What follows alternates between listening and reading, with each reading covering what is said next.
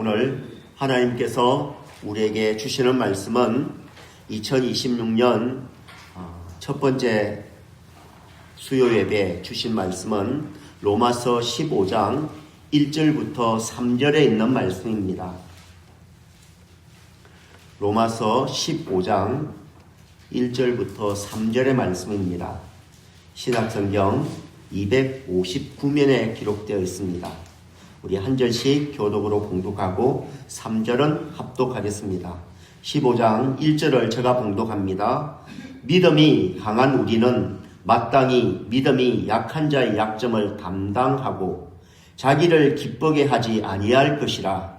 우리가 각 사람이 이웃을 기쁘게 하되 선을 이루고 덕을 세우도록 할지니라. 그리스도께서도 자기를 기쁘게 하지 아니하셨나니 기록된 바 주를 비방하는 자들의 비방이 내게 미쳤나이다 함과 같으니라. 아멘. 우리 옆에 계신 분과 인사하겠습니다. 주님의 이름으로 사랑합니다. 주님의 이름으로 축복합니다.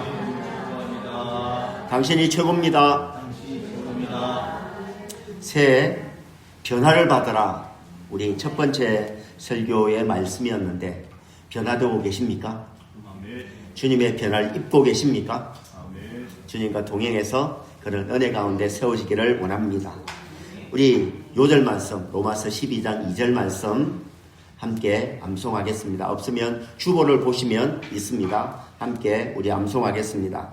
너희는 이 세대를 본받지 말고 오직 마음을 새롭게 함으로 변화를 받아 하나님의 선하시고 기뻐하시고 온전하신 뜻이 무엇인지 분별하도록 하라. 로마서 12장 2절 말씀. 아멘.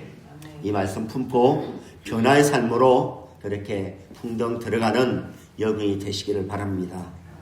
오늘은 말씀의 제목이 주보에는 약한 자의 약점을 담당하자라고 이렇게 했는데 설교 제목을 믿음이 강한 자는 어떻게 살아야 하는가 하는 말씀으로 함께 은혜를 나누려고 합니다. 오늘 본문은 이렇게 시작합니다. 15장 1절에 믿음이 강한 우리는 마땅히 믿음이 약한 자의 약점을 담당하고 자기를 기쁘게 하지 아니할 것이라 그렇게 말씀하셨습니다. 근데 이 말씀을 우리가 로마서를 읽으면서 이상하게 생각하는 것은 바울이 지금 편지를 쓰고 있습니다. 그런데 그 편지를 쓰는 대상이 누구냐면 로마에 있는 교회입니다. 그런데 사도 바울은 로마에 있는 교회, 로마를 한 번도 방문한 적이 없습니다. 근데 그 사람들에게 오늘 편지를 쓰고 있습니다. 그리고 로마에 있는 교회 성도들은 사도들에게 복음을 직접 배운 사람은 그렇게 많지 않았을 것입니다. 뿐만 아니라 대부분은 초신자였습니다. 유대인 신자와 또 로마에 있는 이방인 신도들이 함께 섞여 있는 그런 믿음의 공동체였습니다. 그러다 보니까 유대인과 이방인 사이에 끊임없는 갈등과 혼란이 계속되고 있는 교회가 로마 교회였습니다. 근데 오늘 그들을 향해서 사도 바울이 뭐라고 이야기를 하냐 그러면 믿음이 강한 우리라고 그렇게 표현하고 있습니다. 로마 교회 성도들을 향해서 믿음이 강한 우리라고 표현하는데 왜 이렇게 말을 하고 있을까요? 그들이 신앙생활을 오래 했습니까? 그렇지 않습니다. 대부분은 초신자들입니다. 신앙의 연조가 그렇게 길지 않습니다. 그리고 그들을 충분히 훈련할 만한 지도자도 없었습니다. 사도들 통해서 복음을 직접 전수받은 사람이 몇 명이나 될까요? 그런데 그들을 향해서 믿음이 강한 우리라고 그렇게 표현합니다. 이것은 무슨 말씀이냐면 그리스도 안에 있는 믿음의 사람들의 정체성을 말합니다. 우리는 약한 것 같지만 내가 그리스도 안에 있으면, 예수님 안에 있으면 우리는 이미 강한 사람이라는 겁니다. 우리는 스스로 약하다고 늘 생각하지 않습니까? 주님 안에 있는데 어떻게 약한 사람이 될 수 있겠습니까? 전능하신 하나님 안에 있는데 어떻게 약한 사람이 될 수 있겠습니까? 하나님 안에 있는 우리들입니다. 그렇다고 한다면 이미 하나님의 강함이 우리 가운데 부어진 사람들입니다. 그러니 강함이라는 것은 우리의 실력을 말하는 것이 아닙니다. 나의 능력을 말하는 것이 아닙니다. 우리를 붙들고 계신 주님이 강하시기 때문에 오늘 로마교회 성도를 향하여 그들이 초신자임에도 불구하고 충분히 훈련받지 않았음에도 불구하고 그들을 향해서 믿음이 강한 우리라고 그렇게 표현하고 있습니다. 믿음이 강하다는 의미가 무엇일까요? 믿음이 강하다는 것은 보통 우리는 생각하면 믿음이 강하다고 생각하면 어떤 유혹 가운데도 흔들리지 않는 사람, 문제가 와도 당당하게 나아간 사람, 누가 뭐라 그래도 자기 주관을 따라서 살아가는 사람, 그런 사람을 말할 때 믿음이 강한 사람이라고 우리는 그렇게 생각을 합니다. 그런데 오늘 성경에서의 강함은 조금 다른 의미를 품고 있습니다. 그것이 뭐냐면 강한 믿음은 상황에 휘둘리지 않는다는 겁니다. 어떤 유혹이 와도 감정이 와도 요동치지 않고 왜 그렇습니까? 말씀 중심에 서 있으면 그렇게 되어집니다. 내가 요동하지 않는 이유는 하나입니다. 내가 말씀 가운데 서 있으면 요동하지 않습니다. 뿐만 아니라 강한 사람은 자신의 잘못을 인정하는 사람이기도 합니다. 강한 사람이어야 자신의 잘못을 인정합니다. 그렇지 않으면 늘 변명을 합니다. 약한 사람들은. 강한 사람은 사과할 수도 있고 자신의 잘못을 회개할 수도 있습니다. 왜 그렇습니까? 자신의 의를 기대지 않고 누구를? 주님의 의를 힘입어서 살아가는 사람들이기 때문에 그렇습니다. 내 힘과 내 능력이 아니라 주님과 더불어 사는 사람이기 때문에 그렇다는 것입니다. 그래서 그런 사람들은 진리의 정도를 걸어갑니다. 편법이 아니라 좀 손해보더라도 말씀의 길을 걸어갑니다. 이게 여러분 생각해보면 우리 힘으로 가능할까요? 손해보는 걸 알면서도 그 길을 갈 수 있을까요? 진리이기 때문에 주님께서 기뻐하시는 일이기 때문에 내가 좀 손해보더라도 내가 그 길을 가겠다? 그게 왜 가능합니까? 솔직히 말하면 우리 힘으로는 불가능합니다. 내 능력으로는 안 됩니다. 그런데 사도 바울은 이렇게 고백했습니다. 내가 약할 때 곧 강함이라고 했습니다. 자신이 약함을 고백하고 주님을 의지할 때 주님께서 역사하셔서 우리를 세워가시기 때문에 내가 강한 자가 된다는 겁니다. 나는 약합니다. 그러나 주님을 의지하기 때문에 강한 자가 됩니다. 강한 믿음은 내가 강해서가 아니라 내 안에 계신 예수님이 내 가운데 계시고 그 예수님께서 나를 통치하시고 다스리는 영역이 점점 넓어지면 우리는 점점 더 강한 사람이 될 것입니다. 나를 주님 앞에 맡겨드리면 나는 점점 더 강한 사람이 되어갈 것입니다. 강함은 어떻게 강하여지는가? 수력 발전을 생각해 보십시다. 수력 발전소. 물로 전기를 만드는 일입니다. 물이 떨어질 때 10m에서 떨어지는 운동 에너지로 터빈을 돌리는 것과 100m에서 떨어져서 터빈을 돌리는 것, 어느 것이 강할까요? 100m 아래에 있는 물이 100m 아래로 쭉 떨어져서 터빈을 돌리면 훨씬 강한 운동 에너지를 만들 것입니다. 그것처럼 예수님과 나 사이의 격차가 크면 클수록 더 큰 능력이 드러난다는 것입니다. 무슨 말입니까?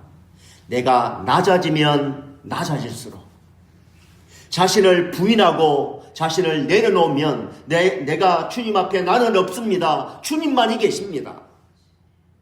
스스로 내려놓을 수 있는 사람이 될 때 그분의 강함이 우리 가운데 드러나게 될 것이라는 것입니다.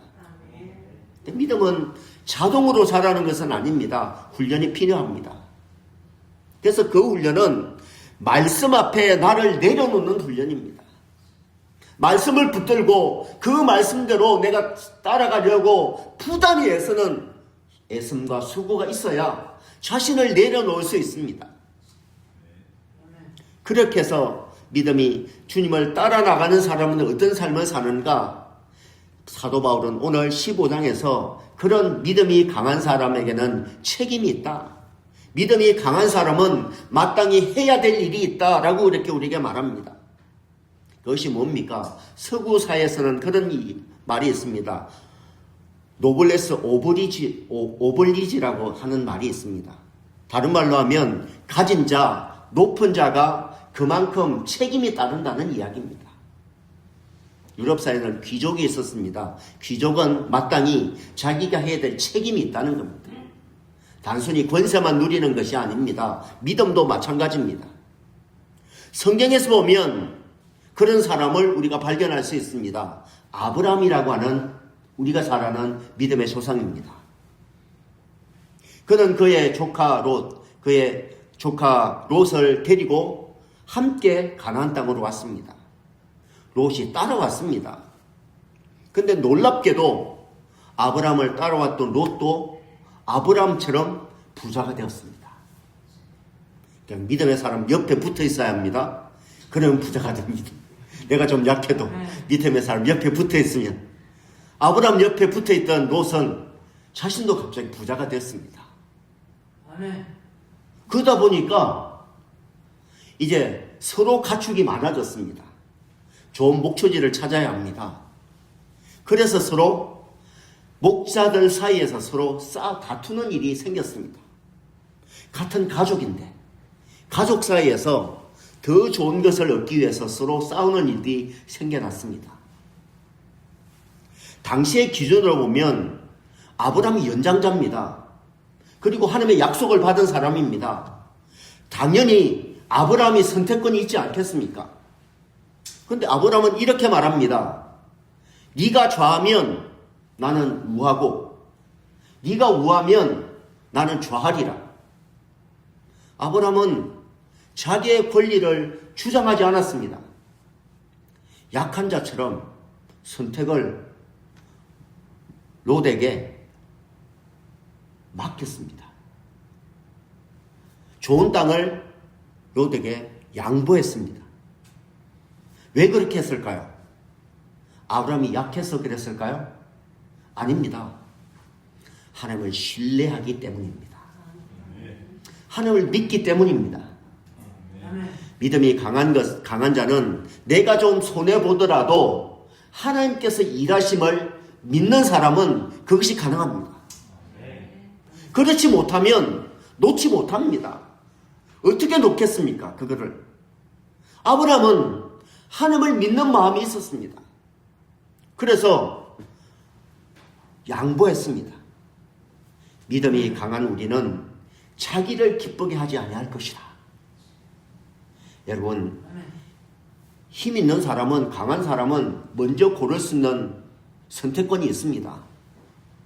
그러나 진짜 강한 사람은, 더 강한 사람은 자신의 권리를 내려놓을 수 있는 사람입니다. 왜입니까? 힘이 있기 때문입니다. 강하기 때문입니다. 내가 양보해도 충분히 나는 가능해. 그런 마음이 있기 때문에 그것이 가능합니다. 그래서 이렇게 강한 사람은 오늘 성경 말씀에서 뭘 하라 그럽니까? 연약한 자의 약점을 담당해야 한다. 연약한 자의 약점을 담당해야 된다. 아이들이 연약한 것은 죄가 아닙니다. 그들은 약합니다. 약할 수밖에 없습니다. 문제는 뭐냐면 그런 어린아이를 방치하고 있는 어른이 문제입니다. 연약하면 연약한 자를 도와야 되지 않겠습니까? 강한 자는 연약한 자의 짐을 짊어져야 합니다. 생각해 보십시오. 등산 같은 데 가다가 보면, 아니면 이사를 할 때 보면 어떤 사람이 무거운 짐을 지고 있으면 힘 있는 사람이, 힘센 사람이 뭐라고 합니까? 그거 내가 들어줄게. 힘들지? 내가 들어줄게. 그렇게 하지 않습니까? 강한 사람은 자신의 힘을 과시하지 않습니다. 짐을 대신 들어주는 사람이 힘 있는 사람이요, 강한 사람입니다. 강한 사람이 힘이 안 드는 것은 아닙니다. 들 수 있는 힘이 있기 때문에 그것을 감당하는 것입니다. 믿음이 강한 우리도 마찬가지입니다. 우리의 공동체에 무거운 짐이 있으면 그래 내가 그거 담당해야지 라는 마음으로 그 짐을 지는 그런 사람 되시기를 바랍니다. 믿음이 강한 우리는 마땅히 믿음이 약한 자의 짐을 담당해야 한다, 그렇게 말합니다. 뿐만 아니라 믿음이 강한 자는 오늘 말씀에서 보면 자기를 기쁘게 하지 말아야 한다라고 말합니다. 자기를 기쁘게 하지 말아라. 자기의 기쁨만을 추구하는 삶을 살지 말아라고 이야기합니다. 결국 자신의 기쁨만을 추구하다 보면 더 강한 자극, 더 위험한 만족을 찾다가 결국 무너지게 되어져 있습니다. 한국 사회도 점점 마약의 문제가 심각해지는 사회가 됐다라고 이야기를 합니다. 이전까지는 한국은 마약 청정국이라고 했습니다. 그런데 세대가 바뀌어졌습니다. 곳곳에서 마약 문제, 다른 경찰에서도 마약만 전담하는 조사과가 있습니다. 얼마 전에 러시아 몇 명 사람 마약 때문에 잡혀서 조사받고 있다고 오늘 예배에 갔는데 그런 이야기를 했습니다. 우리 사회 곳곳에, 나도 모르는 사이에 곳곳에 마약의 문제가 있습니다. 왜 그렇습니까? 더 강한 자극을, 더 강한 기쁨을 내가 누리고 싶은 마음 때문에 결국 그렇게 되어져서 파멸의 길로 들어가게 되어집니다. 강한 사람은 자신을 이길 수 있는 사람입니다. 그리고 그 힘을 가지고 이웃을 기쁘게 하되, 기쁘게 하는 데서 오늘 말씀해 보면 선을 이루고 덕을 세우는 사람이 되어야 한다라고 오늘 말씀에서 기록하고 있습니다. 신앙의 강함은 말에 있는 것이 아니라 덕을 세우고 선을 이루는 사람이 되어져야 된다는 겁니다. 어디까지 가야 된다는 겁니까? 덕을 세우고 선을 이루는 데까지 나가야 한다라고 이렇게 말합니다. 왜 그러면 이렇게 살아야 할까요? 왜 우리에게 이런 삶을 요구할까요? 오늘 말씀에 보면 3절에 보면 주님께서도, 예수님께서도 자기를 기쁘게 하지 아니하셨다라고 이렇게 말씀합니다. 예수님은 어떤 분이십니까? 가장 강하신 분이십니다. 하나님이십니다. 전능하신 하나님이신 그분이 그 강함으로 무엇을 감당합니까? 십자가를 감당합니다. 우리는 감당할 수 없습니다. 그 무거운 짐을 강하신 주님께서 대신 져주셨습니다. 너희가 할 수 없지. 내가 감당하마.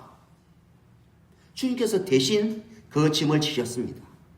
비방을 받으셨습니다. 조롱을 받으셨습니다. 그럼에도 불구하고 완전히 자신을 내어주셨습니다. 세상 사람들의 눈에 보면 연약해 보입니다. 연한 순 같고라고 이사야서에서는 그렇게 표현했습니다. 볼품이 없다라고 그렇게 표현했습니다. 세상의 눈으로 보면 연약해 보이고 볼품이 없어 보이는데 그분은 강하신 분이어서 죽음을 깨뜨리고 부활하셨습니다. 강한, 누구도 할 수 없는 강한 능력이 그분 가운데 드러나게 되었다는 겁니다. 그분이 어떻게 하셨습니까? 가장 강한 분, 그분이 가장 낮은 자리에 계셨습니다. 요한복음 13장에 보면 제자들이 누가 더 높은가 다투고 싸우는 그 현장에서 예수님은 말없이 옷을 벗으십니다. 겉옷을 벗으셨습니다. 그리고 종의 모습으로 무릎을 꿇으셨습니다. 제자들의 발을 닦기 시작하셨습니다. 발을 씻으려고 하면 무릎을 꿇지 않고는 발을 닦을 수 있는 방법은 없습니다. 선체로 발을 닦을 수 있겠습니까? 그럴 수 없습니다. 무릎을 꿇어야 비로소 발을 닦을 수 있습니다. 예수님은 제자들의 발을 닦으셨습니다. 그러면서 이 장면에서 중요한 표현 하나를 합니다. 예수께서 아버지께서 모든 것을 자기의 손에 맡기신 것과 자기가 하나님께로부터 오셨다가 하나님께로 돌아갈 것을 아시고라고 이렇게 표현했습니다. 예수님은 자신이 누구신지를 분명히 알았습니다. 그래서 낮아질 수 있었습니다. 강한 분이시니까 스스로 낮아지는 것에 대해서 별 개의치 않았습니다. 우리도 마찬가지입니다. 여러분, 우리가 누굽니까? 하나님의 자녀입니다. 전능하신 하나님의 자녀입니다. 세상에서 가장 높은 자입니다. 그 높은 자인 것이 우리라는 것을 우리가 기억해야 합니다. 그러면 우리도 세상 가운데 당당할 수 있습니다. 나는 하나님의 자녀다.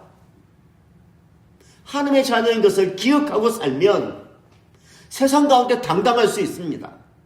사람들이 뭐라고 하든 주님도 그러지 않으셨습니까? 십자가를 이을 때 비방하고 조롱하고 모욕했습니다. 그러나 그거 묵묵히 이겨나가십니다. 왜입니까? 누구신지 아니니까. 우리는 하나님의 자녀입니다. 무엇이 두렵습니까? 무엇이 문제가 될까요? 하나님의 자녀인데.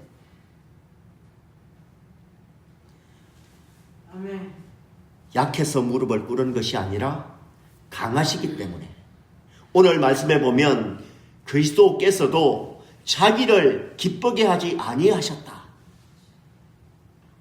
15장 3절에서 그렇게 기록하고 있습니다. 굳이 높여야 될 이유가 없습니다. 높은 자이니까. 굳이 자신이 높여서 더 높아져서 높아질 이유가 없습니다. 이미 높은 자이기 때문에 그렇습니다. 우리도 마찬가지입니다. 하나님의 자녀이면 이미 우리는 모든 영광을 받은 자입니다. 하나님 안에 우리가 있지 않습니까? 그렇다고 한다면 세상의 것들 그게 무엇일까요? 세상에서 가지려고 하는 그게 무엇일까요? 아무것도 아니지 않습니까? 그것 때문에 마음 아파하고 실패하고 실족하고 넘어지고 우리는 이미 하나님의 자녀임을 기억하십시다. 나는 이미 강한 자요 이미 높은 자라는 것을 기억하시기를 바랍니다. 우리 굳이 애쓰지 않아도 됩니다. 이미 힘이 있는 사람은 굳이 높아질 이유가 없습니다. 이미 높기 때문입니다. 여러분의 삶 속에 혹시 감당하기 어려운 고통이 있으십니까? 말씀과 현실 사이에서 어려움을 겪고 계십니까? 그 시간을 헛되이 보내지 마십시오. 지금 그 시간은 하나님께서 여러분을 강한 믿음의 사람으로 훈련해 나가는 시간입니다. 그것 때문에 넘어지는 시간이 아니라 훈련받아서 더 강한 자가 되는 것입니다. 세상에도 그렇지 않습니까? 부모가 되면 자녀를 키우는데 자녀를 키워나가면서 자신의 모든 기쁨들을 내려놓습니다. 그렇지 않습니까? 자녀를 키우기 위해서 자지도 못하고 먹지도 못하고 쉬지도 못하고 즐기지도 못하고 자녀를 키우는데 온통 시간들을 다 보냅니다. 왜 그렇습니까? 강하기 때문에 약한 자를 도와야 되기 때문에 그렇습니다. 그는 나에게 맡겨진 약한 자이기 때문에 그렇습니다. 그래서 그를 강한 자로 만드는 일들을 위해서 강한 자가 친히 애쓰는 것, 그것이 부모의 일입니다. 주님도 그렇게 하셨습니다. 강하신 하나님께서 이 땅에 오셔서 우리를 세워나가시는 일들을 하셨습니다. 십자가에서 자기의 생명을 내어놓으시는 일까지 하셨습니다. 그렇게 하시면서 우리를 하나님의 자녀임을, 네가 강한 자이다 라는 것을 우리에게 알려주시는 일을 하셨다는 것입니다. 하나님의 나라에서는 강한 자가 더 많이 참습니다. 왜냐하면 이것은 연약한 자를 위해서 내가 담당해야 될 몫이기 때문입니다. 그것 때문에 불평하지 마십시오. 내가 좀 어려운 일이 맡겨진다고 해서 그것 때문에 불평하지 마십시오. 내가 충분히 강한 자이기 때문에 그거 맡겨놓으시는 겁니다. 기쁨으로 감당하십시다. 그런 거 맡겨주시는 것이 오히려 감사한 일 아니겠습니까? 너 강하니까 이거 해. 하나님께서 맡겨주시면 네, 감사합니다 라고 우리가 감사한 마음으로 감당할 수 있는 저와 여러분 되시기를 바랍니다. 결국 믿음이 강한 자는 자신을 드러내지 않습니다. 주님을 드러내는 사람이 되어야 합니다. 그래서 오늘 이런 은혜가 우리 가운데 있기를 원합니다. 내가 믿음이 강함으로 연약한 자를 내가 도와야지. 내가 그래도 도와야지 라는 마음으로 서로를 도우고 세워나가는 그런 새만교회 성도님들, 내가 하나님 안에 있는 강한 자임을, 하나님의 자녀임을 확신하면서 믿음으로 살아갈 수 있는 저와 여러분 되시기를 주님의 이름으로 축원합니다. 기도하겠습니다. 사랑과 은혜가 풍성하신 하나님 아버지, 오늘 말씀 앞에 서서 우리가 스스로 강한 사람이 아닌 것을 고백합니다. 쉽게 흔들리고 쉽게 자신의 기쁨을 구하고 연약한 자를 품기보다는 판단했던 우리들의 모습을 주님 앞에 내려놓습니다. 주님, 우리를 강한 믿음의 사람으로 부르셨다고 하셨사오니 우리 힘이 아니라 예수 그리스도의 강함이 우리 가운데 부어졌다고 하셨사오니 이제 우리는 연약한 자의 약점을 감당할 수 있는 마음을 허락하여 주옵소서. 나의 기쁨을 구하기보다는 선을 이루고 덕을 세우는 자의 삶을 살게 하여 주옵소서. 십자가에서 우리를 위해 자신을 기쁘게 하지 않으셨던 그 주님을 바라보게 하시고 그분의 낮아짐을 바라보게 하시고 그분을 따라가는 우리가 되어져서 우리도 기꺼이 낮아지는 우리가 되게 하여 주옵소서.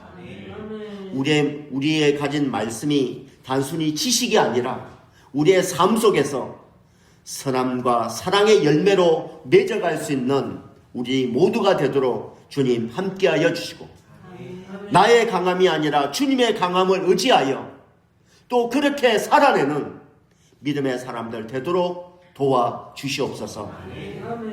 예수님의 이름으로 간절히 기도드리옵나이다. 아멘.